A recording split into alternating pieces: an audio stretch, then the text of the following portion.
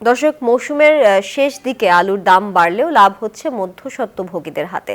তাই কৃষকদের ভরসা আগাম জাতের আলু। আগাম জাতের আলু চাষের বিস্তারিত জানাতে বগুড়া থেকে যুক্ত হচ্ছেন সহকর্মী আব্দুস সালাম বাবু।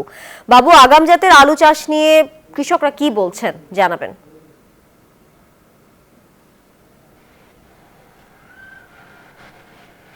কৃষকরা বলছেন যে এবার তাদের খরচ বেড়েছে, যেহেতু আলু বীজের দাম বেশি এবং শ্রমিক সহ অন্যান্য খরচ বেশি থাকার কারণে আগাম জাতের আলু চাষে তাদের খরচ বাড়ছে। তবে লাভের আশাতেই জমি পরিচর্যা করছেন।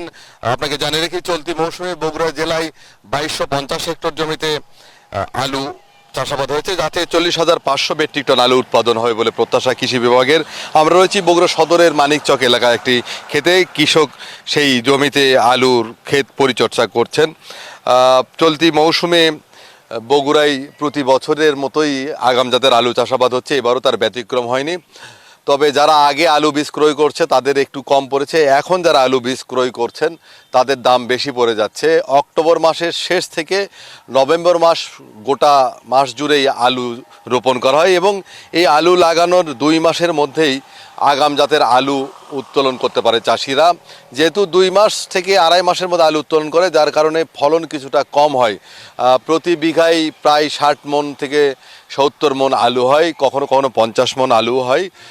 চলতি মৌসুমে ভালো ফলনের আশা করছে চাষিরা, যার কারণে তারা এখন পর্যন্ত ক্ষেত পরিচর্যা করছে। দুপুর গড়িয়ে বিকেল শুরু হয়েছে। আলু রোপণের কারণে কিন্তু ইতিমধ্যেই ক্ষেতগুলো সবুজ বর্ণ ধারণ করছে। এই শাঁখারী এলাকা এবং মানিকচক এলাকা, পুরো এলাকা জুড়েই কিন্তু এখন আলু চাষাবাদকে ব্যস্ত সময় কাটাচ্ছে চাষিরা। আমরা ক্ষেতগুলোতে দেখেছি শুধু চাষিরা নয়, নারী শ্রমিকরাও সেখানে কাজ করছে। কেউ ক্ষেত পরিচর্যা করছে, কেউ সার দিচ্ছে, কেউ আলু রোপণ করছে। সর্বশেষ এই মৌসুমে আলুর দাম খুচরা পর্যায়ে 70 টাকা পর্যন্ত বিক্রি হয়েছে, যার কারণে কৃষক ভাবছে যে এবারও আলুর দাম ভালো হবে এবং আগাম জাতের আলু প্রতি বছরই ভালো হয়, যার কারণে ভালো ফলন এবং ভালো দাম পাওয়ার আশায় কৃষক আলু চাষে ব্যস্ত রয়েছে।